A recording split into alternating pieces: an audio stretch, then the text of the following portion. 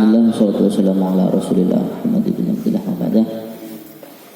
Mungkin untuk Jumat depan saya minta dari offline-nya dipersiapkan.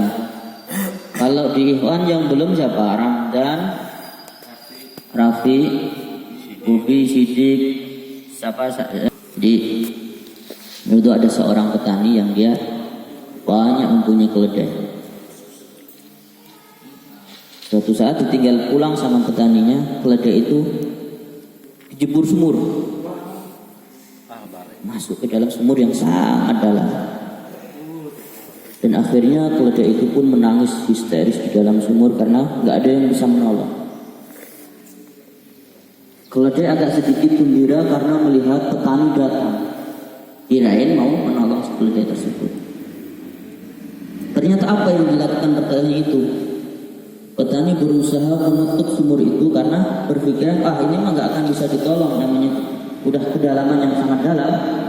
Akhirnya ditutuplah sumur itu dengan sampah, dengan kotoran keledai, dengan rumput, dengan akhirnya si keledai ini badannya kotor. Tapi ketika badannya keledai ini kotor, keledai pun menggoyang-goyangkan badannya agar kotoran yang ada di badannya ini ke bawah.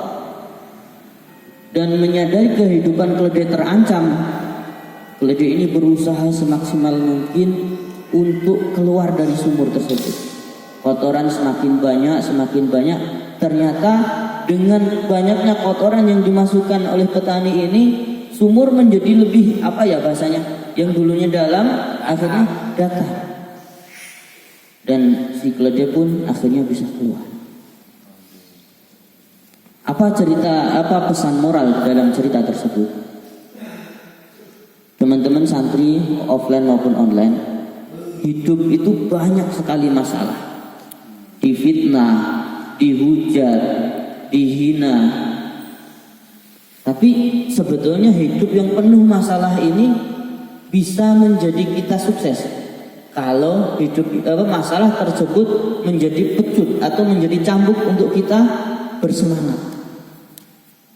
Jadi Kang Purbo kalau ngafal sedikit dihina misalkan, ngafal hanya 2 ayat sama Zainal misalkan, setoran 2 ayat.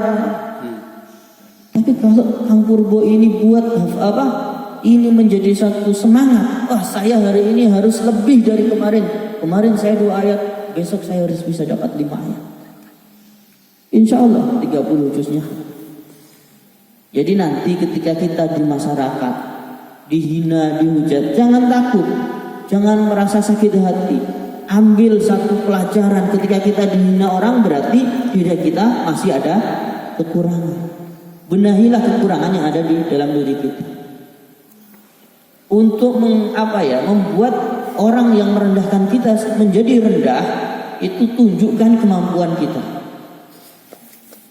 Bang Dos misalnya kecil badannya, Bang Dos tuh kecil. Kalau di TV itu ada namanya dos besar, di sini di samaan adanya dos mini. Kebalik ya. Kalau di TV adanya dos mini, kalau di sana di sini ada dos besar.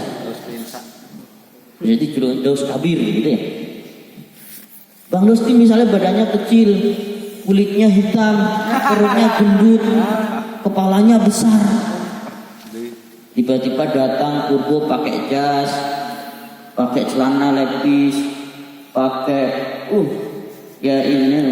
bagus lah. Ngomong, kamu tuh jadi orang kok kebangetan ya. Kamu tuh dulu dilahirkan pakai apa sih sama ibumu? Ibumu kalau buat kamu tuh dulu makan apa gitu sampai kayak gini. Udah badannya kecil, suaranya jelek, warna kulitnya hitam, kepalanya besar. Bang Dos jangan sakit hati. Bilang Gak apa-apa, jangan sakit hati. Tapi jadikan hinaan Purbo ini sebagai semangat. Gak apa-apa, badan saya kecil. Gak apa-apa, kulit saya hitam. Gak apa-apa, kepala saya besar. Gak apa-apa, perut saya gendut. Nih, saya sudah hafal 17 juz nih. Kamu hafal berapa? Udah kuncir. Atau nih enggak apa-apa, saya mau kecil enggak apa-apa. Mobil saya udah 4, kamu berapa mobilnya? Enggak apa-apa. Orang yang menghina kita balik. Wah, enggak apa-apa, Kang Bos, saya mah kecil, saya mah gendut, tapi saya juara MTQ nasional. Tunjukkan kemampuan kita. Ya, tunjukkan kemampuan kita. Karena setiap manusia pasti mempunyai kelebihan. Allah tuh nggak pernah salah menciptakan hambanya. Hamas diciptakan menjadi orang kecil. Itu Allah nggak salah menciptakan. Apa kelebihan Hamas? Hamas itu orangnya penyabar, orangnya dermawan, ganteng, suka sodako, uangnya banyak. Asep. Rahmat dibuat tinggi sama Allah, dibuat ganteng. Ternyata ya Allah nggak salah, pasti Rahmat itu punya kekurangan.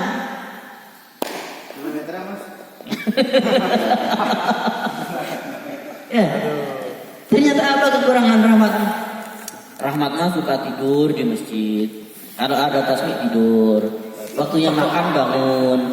Waktu simaan tidur. Nanti jam makan bangun lagi. Jadi hidupnya makan tidur, makan tidur, makan tidur. Itu terus. Ya, jangan sakit hati ya. Ini sakit hati Mas.